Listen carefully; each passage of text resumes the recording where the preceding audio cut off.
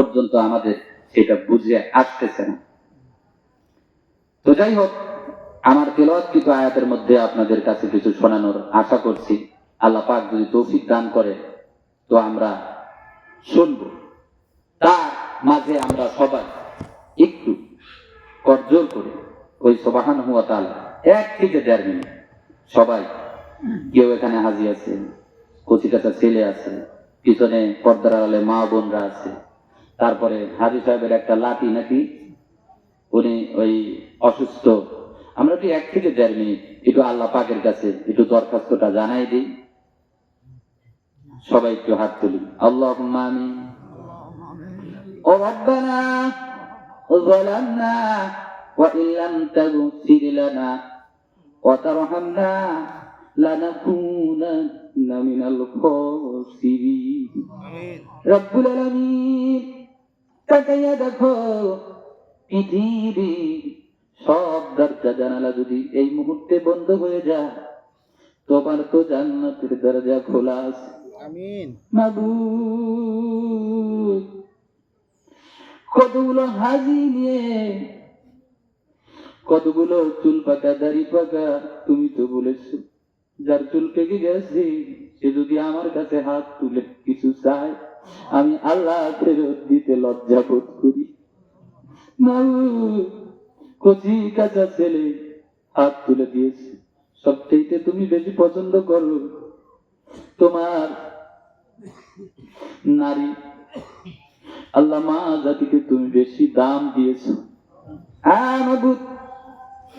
6 বছর বয়সে নবীজির মা যখন ইন্তেকাল করলেন, তার কম বেশি হতে পারে, এমন সময় মার কবরটা ধইরা নবীজি বুক লাগাইয়া হাও মাও করে চিৎকার করে কান্না শুরু করে দিয়েছে।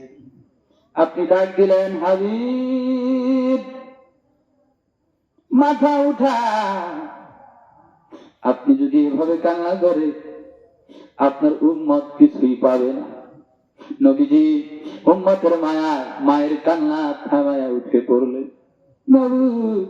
এই দোয়াগুলি যে জায়গা তোমার পবিত্র নবী আছে ওই রওজা পাক মোবারকে পৌঁছাইয়া দাও।